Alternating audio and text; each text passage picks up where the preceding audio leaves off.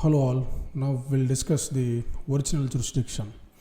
In the previous video, we discussed the various jurisdictions of the High Court and the powers of the High Court. Right? Now we will discuss the original jurisdiction.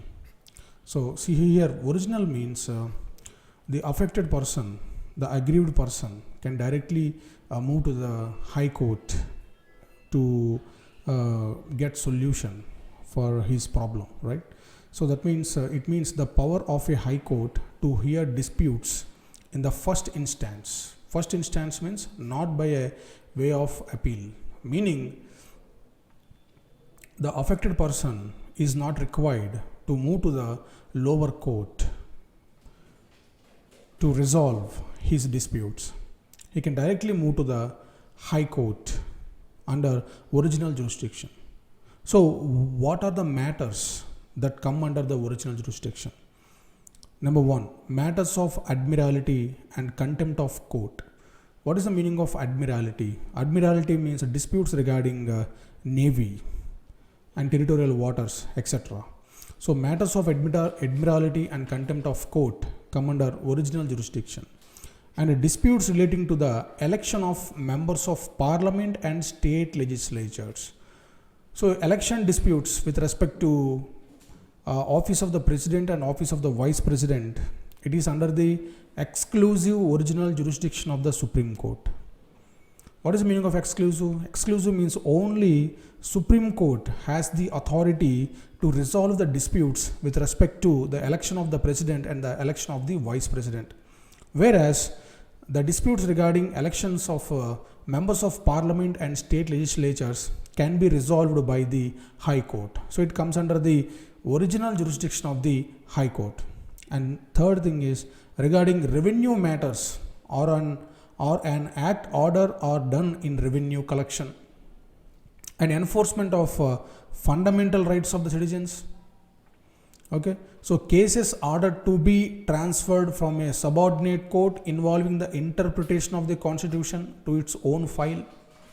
Okay, and the four high courts, that is Calcutta, Bombay, Madras and Delhi high courts, have original civil jurisdiction in cases of higher value. So if the civil case involves a higher amount or higher value, the affected person can directly go to these four high courts, Calcutta, Bombay, Madras and Delhi high courts, because they have original jurisdiction with respect to high value cases.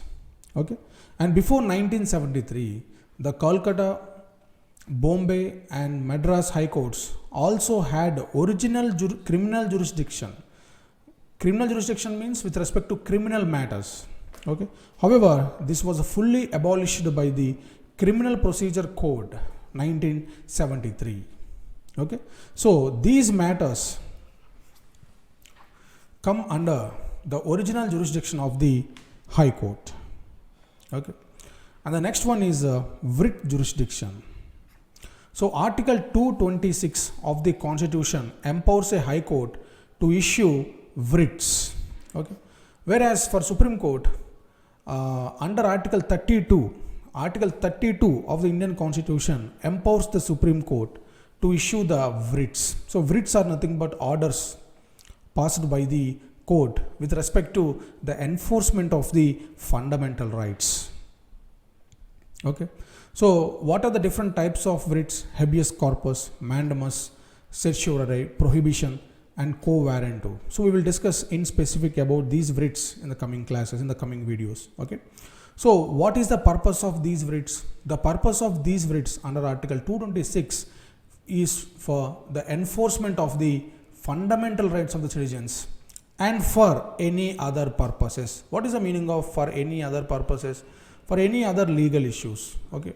So if you compare the writ jurisdiction of the Supreme Court with the High Court, the writ jurisdiction of the High Court is wider than the writ jurisdiction of the Supreme Court, because Supreme Court can issue writs only with respect to the enforcement of fundamental rights, whereas the High Court can issue the writs other than the fundamental rights as well.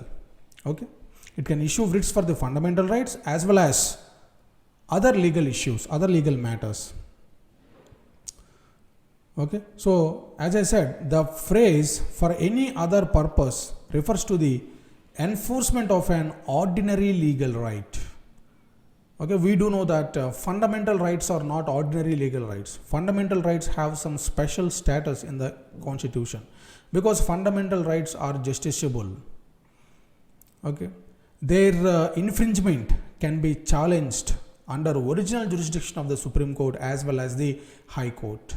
Okay, so the High Court can issue writs to any person or authority and government not only within its territorial jurisdiction. We have to note this point. Not only with its territorial jurisdiction. In the previous class, we discussed that the jurisdiction of the High Court is coterminous with the boundaries of the state. That means wherever the boundary of a state ends, there the jurisdiction of the concerned High Court also ends.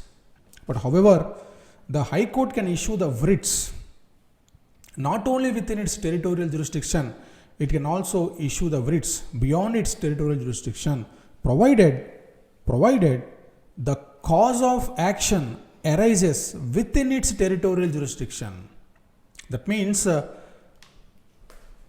the action performer or if the performer of an action is not in a particular state, if he is in other state and operates his actions in this state, let me give me an explanation. Let us consider state A and state B. Okay, so the both states will have the high courts according to the provisions of the Constitution. So if a person in state B performs his action against the law in state A, the High Court in the state A can issue writ jurisdiction to the person in the state B. So that is the meaning. So that is the meaning of issuing writs beyond its territorial jurisdiction. Okay, dear students, do you have any confusion? Right, very good. So the writ jurisdiction of the High Court under Article 226 is not exclusive. What is the meaning of exclusive? Exclusive means, not, what is the meaning of not exclusive? Not exclusive means not only the High Court can issue the writs, the Supreme Court can also issue the writs. Therefore, the process of issuing the writs is not exclusive jurisdiction of the Supreme Court as well as the High Court. We can say it as a concurrent jurisdiction. So concurrent jurisdiction means both High Court and Supreme Court can issue the writs. So according to Article 226, the High Court can issue the writs, and according to Article 32, the Supreme Court can issue the writs. So therefore, it is called as a concurrent jurisdiction. Okay. So as we know that writs are issued when the fundamental rights are infringed. Well, that is the purpose of that is the main purpose of writs. Whereas High Court can issue writs not only for the enforcement of fundamental rights, it can issue the writs for other matters as well. Okay, right. So in Chandrakumar case 1997, the Supreme Court ruled that the writ jurisdiction of both High Court and the Supreme Court are part of the basic structure of the Constitution. So what is the meaning of basic structure of the Constitution? As I said earlier, in Keshavananda Bharati case, the Supreme Court held that the Parliament can amend any part of the Constitution, but such amendment cannot infringe the basic structure of the Constitution. So the concept of basic structure is introduced in the judgment of Keshavananda Bharati case. Okay. So since then, the concept of basic structure has been used as a court of record, has been used as a scrutiny for the disputes with respect to constitutional amendments.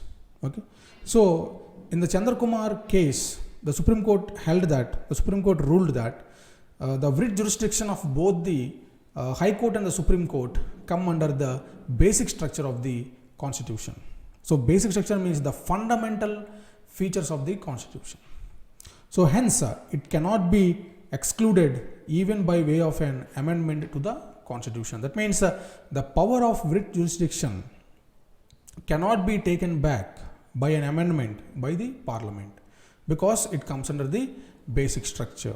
Okay, right. So in the next video, we will discuss the appellate jurisdiction of the High Court.